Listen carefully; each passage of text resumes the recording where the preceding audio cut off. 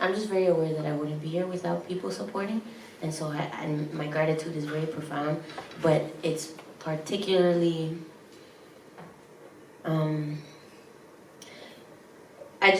this is a very new journey for me, you know? It's a new mountain, and the fact that I have the benefit and the blessing of being able to carry people with me into a new world, onto a new journey, is a gift, you know? Because I know how difficult it would be, like, starting with nothing, but I'm essentially not. I'm starting with people that are like, oh, we mess with your music, so we are gonna try to mess with this, so thank you.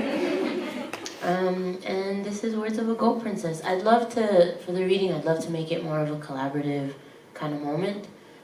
So the book, as you know, because y'all have it in hand already. Oh, fuck! The book has 43 poems.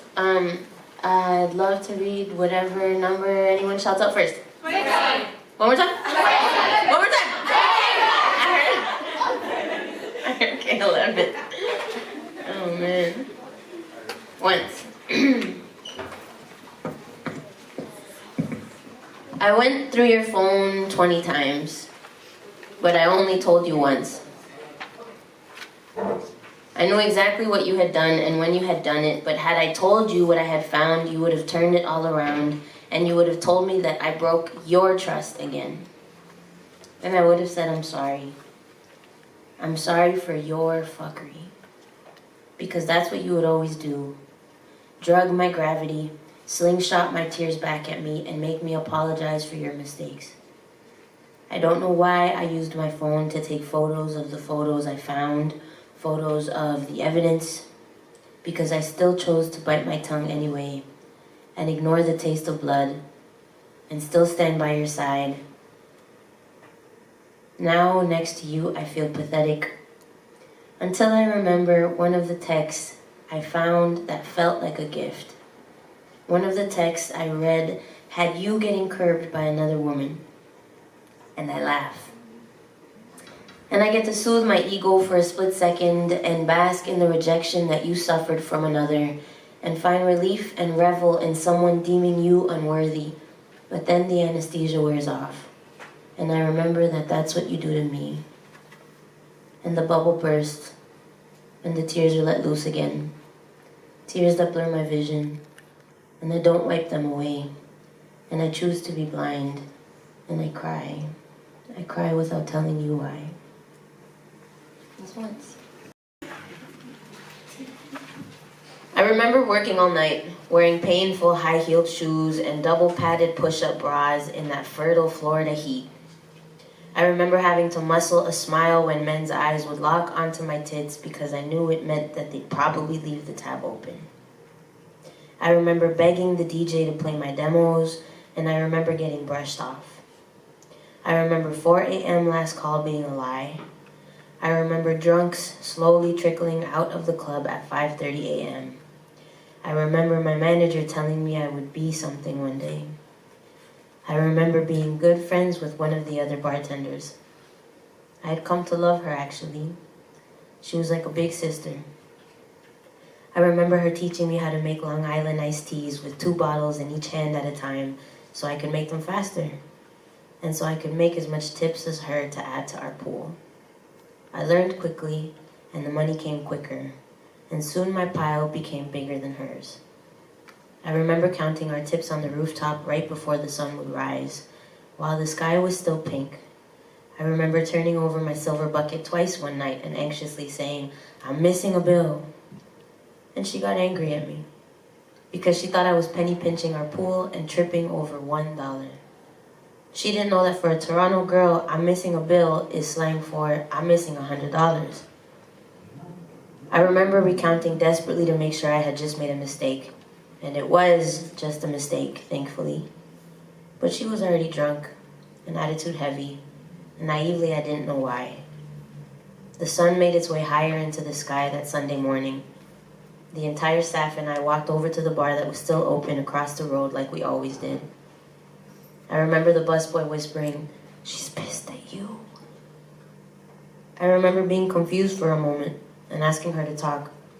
I told her it wasn't what she thought, but she turned her back to me, swiftly. And just like that, we weren't cool anymore. We didn't speak. We just worked around the tension for days, then weeks, but I still had hope for an eventual reconciliation. Months later, on another busy Saturday night, she had been drinking too much again. And after slight slipping out of the side of her mouth, I took the bait and answered back. A war of words commenced, but she took it to the next level. In her drunken stupor, she decided to try to fight me. Mutual friends broke it up, but it was enough. I had lost yet another girlfriend I loved, another sister gone. I remember my boss telling me they were going to fire her.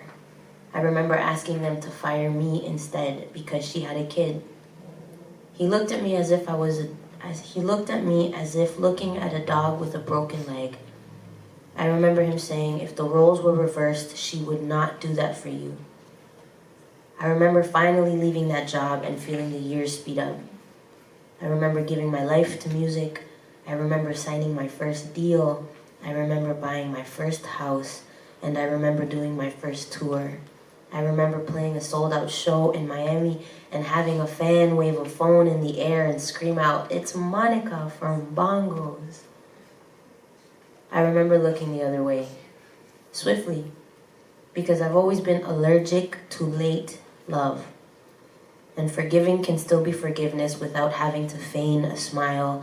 I remember working all night and counting tips on the rooftop before the sun would rise while the sky was still pink. I remember a lot. I still work until the morning. I still work on the weekends. And I still count my money twice. So in that respect, not much has changed. And I love that for me.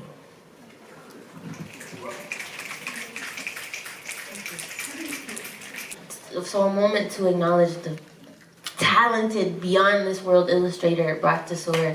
Her name's Eloise. She's so sick. I literally love her. And I've actually known her from since like Figures days, a long time ago. And she did fan art for me, random, like just put like the song, made a piece and then posted it online.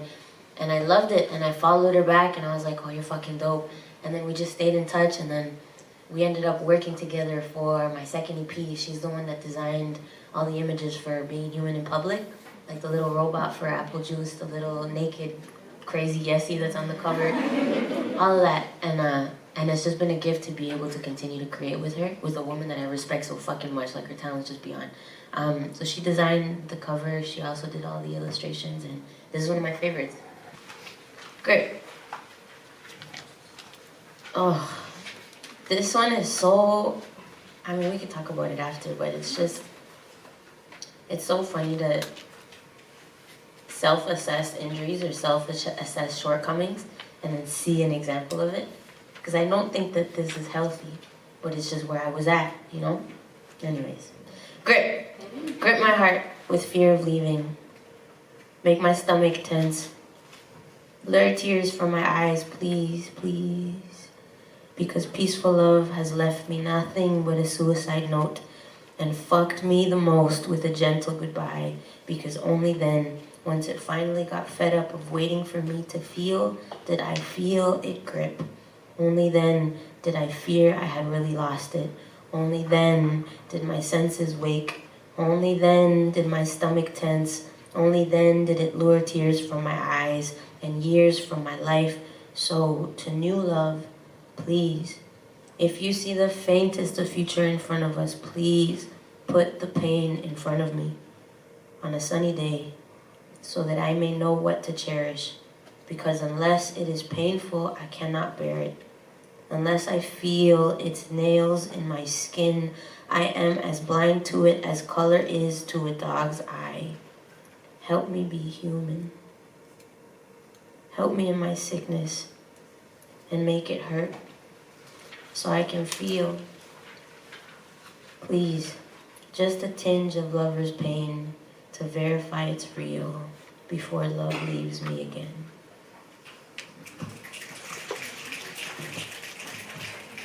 This one's called Ghost. I once met a lady in her 50s. I'm still not sure what made her feel so comfortable, but she chose me to confide in. She told me that every 10 years, she would still meet with her teenage love, who had married someone else. She had never told a soul this secret. Then the strangest smile crept onto her face when she spoke of how they would try to pacify their mistakes in stolen moments, hotel rooms, late nights. She said that in her youth they were poisoned together. But old age teaches one how to put a sock in the mouth of pride and muffle its bullshit. Old age teaches you that sometimes being right isn't worth the fight. Well, I'm still young, and her story haunts me because I think of what I let go when I was just trying to spare us both the pain. Because combined, we are cyanide, and it turns out that I prefer a peaceful life. But some nights I am terrified that in 10 years' time, I'll be the one trying to pacify our reluctant goodbye. So I've been reading self-help books, and I've accepted that I'm a mess. And anytime I miss your lips, I bite my tongue instead. I hold in every regret. I delete every draft text. I throw my phone in the other room if I'm drinking, even when I want you close, because I decided long ago that I didn't want to watch us die slow. Corazón, I learned I really loved you the day I let you go.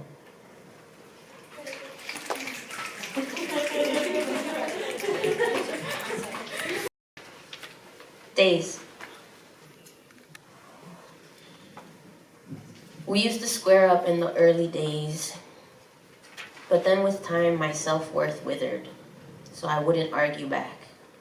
I would just let you scream.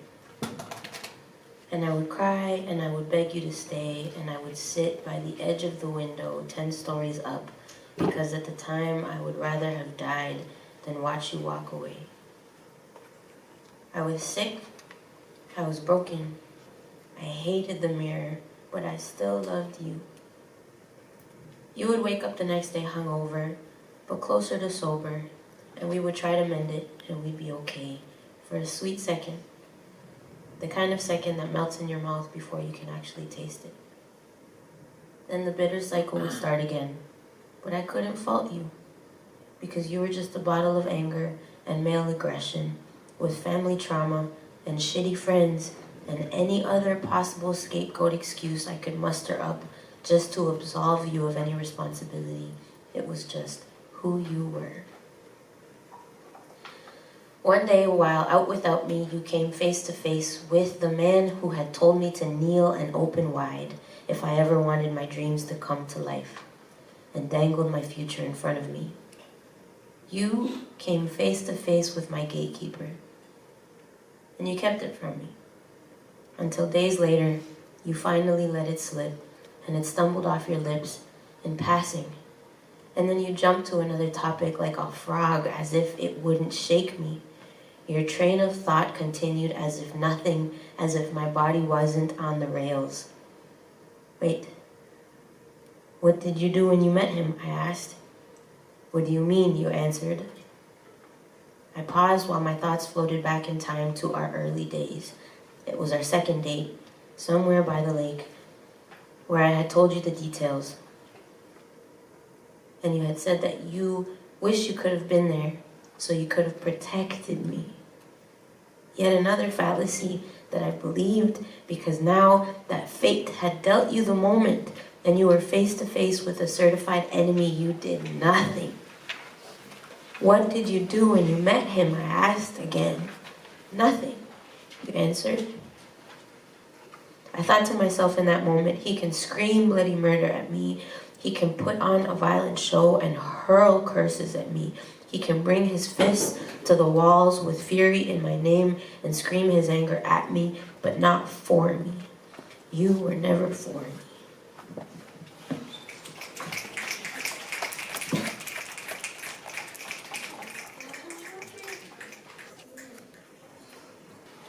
Protection.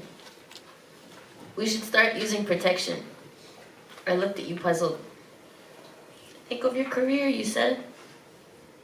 I always thought you were so supportive. It took me years to see that you didn't want me to win. You just knew I was your conduit. And the depth of your darkness and the depth of your selfishness was hiding beneath a 7-year age gap. Whoops, beneath a 7-year age difference. that you took full advantage of. I believed you. When you told me I was crazy for going through your phone and catching you in another lie, I believed you when you told me I was crazy for thinking your drinking was a problem. I believed you when you told me we should start using protection for the sake of my career. And we did, for weeks, until that one night in Chicago when you were swimming in rum and we went skin to skin like we used to, and you paused for a moment, like a thief listening for a creak in the home they've broken into, then you continued. My intuition was deep with sleep and deafened by denial. It took me months to wake up to undeniable evidence and finally vindicate the harbingers I had ignored, like echoes from the past.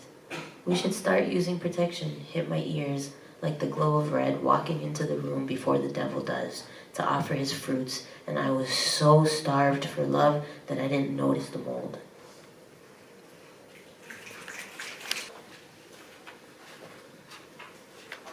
Doesn't that illustration, I just feel so seen. Don't you miss me, says the dark.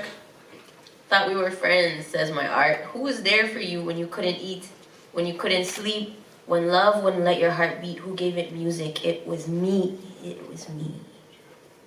A slow-moving, gentle giant with sky-blue skin stands over my muse's dying body. My point of view jumps back and forth from both sets of eyes like a fruitless sport. I am healing, then I am the dark. Then I am healing, then I am the dark. Suddenly the world freezes and it dawns on me. I've been scared of mental stability the same way man fears the unknown.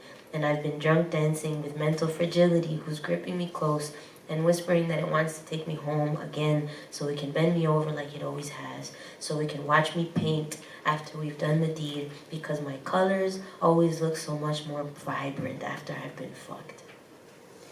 And it makes me question myself. If I blossomed in the dark, am I really all that I can be when I'm happy? Am I really me when I'm happy? To you, my unknown life support, without you, I'm nothing. Without you, my painting has no frame. Without you, my wick has no flame. Without you, my name has no claim to fame. Without you, my parents would still be afraid of a child who just floats. Afraid of a child who just roams the world without purpose. And though art has always been my home, without you, my home would have no heat. So as a gift to those who have made the bricks that have built my life, I give you the gift that has changed mine, the power of the tongue, and the power of the word that is of profound worth when uttered daily, regardless of conviction, because I have learned that repetition is what holds the elixir, so I give you a goat, an offering, a talisman, a wish list, a future unmanifested, and the proposition of practicing this beautiful magic together. Fill in the spaces, build your castle, paint your masterpiece, mend your heart, and ascend to where you belong, because we are children of expression and we are here to blossom. I am, I am, I am, I am, I am, times 5, once a day for 21 days, with just a sprinkle of faith. For you and I are the same. For you and I are the same, and this is how my blessings came. I hope this helps. I hope this message finds you well. And in the event that you feel stuck, I hope this letter shifts your luck with love and infinite gratitude. Jessie. Thank y'all. Bitch, because y'all are making me cry. Diabla. Ya no me molesta cuando me decís diabla. Ya aprendí.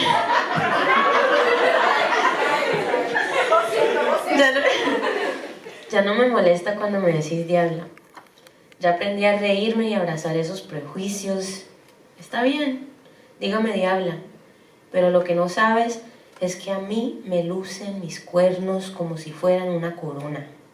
Y yo sé que te mata verme enamorada con la reflexión mía que tanto odias. Y yo sé que te mata saber que tus palabras no me llegan como puñaladas. Saber que tus palabras no me llegan como puñaladas, pero como flores a mis pies. More often than not, it's things that more often than not, what inspires me are moments that hurt. I've talked about this before. I think it's predominantly because when I'm happy, I'm down to bask in it, you know? But when you're in pain, you kind of want to get out, and it's more reactionary. Like, there's more of a... I've always equated it to, like, if you eat a salad and it's good for you, your body's going to embrace it. But if you eat some, like, fat-ass 10-pound cake that's full of poison, that's not good for you, your body's going to react and be like, ugh. So I feel like a lot of my shit has a lot of pain in it because that's my reflex. It's also what my Mount Rushmore of artists that I love, like Bob Marley's up there, and Bob Marley's up there for the exact opposite reason. Because I respect so much how it's just the opposite, like it's just happiness encompassed, and it can shift the temperature in a room, you know, and just make you feel more at peace and happier. And ironically enough, Amy Winehouse, who's also on my Rushmore, is she? Yeah, I love that bitch. She resonates me for the complete opposite reason. Resonates with me for the complete opposite reason is because she made me feel like I had a friend in the dark, you know? Because a lot of her stuff also came from pain. And so it just made me feel like I had a friend. Yeah. So, but anyways, life inspires me. Yeah. Sometimes movies, but rarely. I want to ask you, how do you handle the pressure of being authentic within your own style, but also the pressure of the outside world? And like, how are you able to create for yourself, but also create space for other people to learn how you are at the same time? Oh my God. It's hard. Repeat the last one. How am I able to create space for others? How are you able to create space for yourself to be authentic, but also for other people at the same time? The best thing I feel like I can do is lead by example. You know? And it's not even like I try, like I'm not a politician, I'm not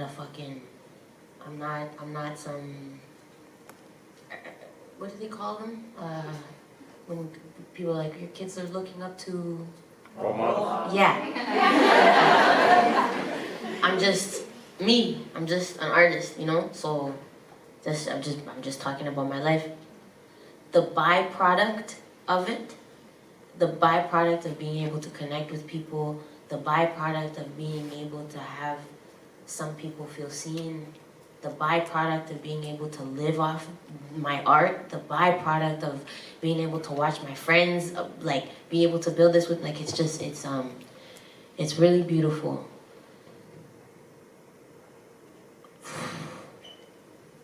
I saw this post the other day that was so sick, and it was like, if you're free, what are you doing to free other people? If you're free, great, but what are you doing to free other people? Bro, I try to do shit online all that, like, anytime that I'm like, someone asks me a question, ask me whatever, and I'll try to just, you know, divulge it, give you the info, give you the cheat code, whatever my cheat code is, and that's not even saying I have all the answers, it's just what's worked for me so that you can try it for you.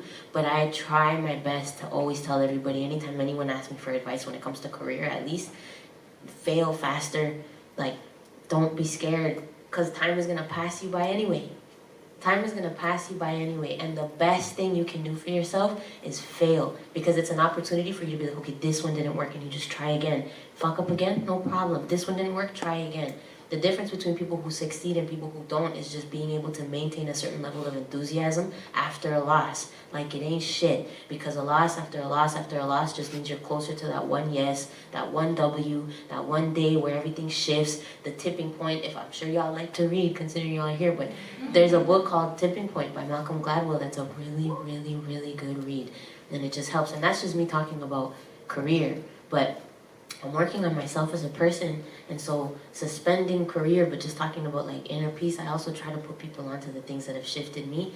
The Power of Now by Eckhart Tolle, A New Earth by Eckhart Tolle, Mind Hacking by Sir John Hargrave, The Four Agreements by Don Miguel Ruiz. They're so it's just wild. There's literally maps to be like, yo, this is how you try to get closer to peace. You know, and that's all we can do is try. And the thing is, this is the hardest thing to swallow, and that I think I've learned is that there's no finish line. It's just this. you know? And the best thing you can do is, because life is this, in my opinion, and in my dad's opinion, because he's the one who taught me this early on, it was just, I needed to kind of go through life and see it affirmed outside, to kind of be like, my dad's been telling me this from time, but like, the gift is not getting too high when they're high and not getting too low when they're low, and just try to find some equilibrium, because this is peace, you know? So I try to do that. I try my best to just be transparent when it comes to that, and hopefully I can leave something of substance before I die, some sort of example that makes someone else's life easier, someone else more appreciative, someone else more positive, someone else more forgiving, more empathetic, you know? When it comes to your first, so that was the second question, yeah? Your first question, how I battle with being authentic when it comes to taking into consideration outside opinions. I was privileged when it comes to my parents. I'm really well aware that it's not a very common thing, you know? Let alone to have like a parent that cares, but let alone to have two. No, to have a parent that cares, but let alone to have two, is just, I'm well aware of how much of a privilege that was. If I was to condense what they were able to give me, it was the freedom of self, even with discipline and boundaries enforced. So for example, I wasn't allowed to go to sleepovers, I wasn't allowed to have a boyfriend, none of that shit. But if I wanted to shave my head, if I wanted to pull my mom's curtains down and make a dress, if I wanted to wear my brother's clothes all week, at a time where like there's a lot of other moms and dads being like, oh my god, your kid looks like Hawaii. Oh my god, your kid looks like the same shoes. Oh my god, your kid this, your kid that. Everyone's got fucking something to say. But they were a dome of like, nah, you do you. You do you. And it went a long way, because then when I got older and I was in school, and then it was chirps about like this and that, it hurt at first, because when you're 8, 9 years old, you know, you don't have the thickest skin yet. But the older you get, the more I realized, I was like, if my mom isn't gonna tell me how to like dress and what to wear and how to creatively express myself, what the fuck makes you think you can tell me? You know, and that's it just gifted me that. Because I was like, if I have creative expression from the people I love the most, from my closest authoritative figure, then why would anyone else's limitations be of any sort of relevance? They're not. That's the privilege that I was able to gain. For someone that might not have had that experience, the only thing that I can equate it to, or I can condense it to even more, is like, everyone else is dealing with the same issue. And everyone else is debating whether or not they want to be in the audience or whether they want to be in the game. You know? So what would you rather? Would you rather be in the audience and let fear dominate, or would you rather just take the risk and fail? And if you feel embarrassed about failing, it's kind of messed up, but this is what helps. I'm like, would I be more embarrassed of being scared and not moving while the world keeps turning, and I've wasted my life because I was scared about what someone else who's my equal is thinking about me? Fuck that. Fail. Fail faster, take a chance. You never, and everyone's not supposed to win, so this doesn't, like, that's the other thing. I'm not trying to paint some of course words are escaping me today. What's it called when something's utopian? I'm not painting some sort of like utopian ideal where everyone gets to reach their full potential. No, because everyone doesn't, period. Because everyone doesn't. But the point that I'm trying to make is that you could. You know what I mean? It's a big ass world. There's a whole lot of space. There's a whole lot of potential. You just have to do the work. You have to have the discipline. You have to be aware of how to critique yourself objectively. You have to fucking say fuck it. Just fuck it. Just try it. Just do it, you know? Just fuck it. Because time's going to pass you by anyway. Time's going to pass you by anyway. So why not? You know?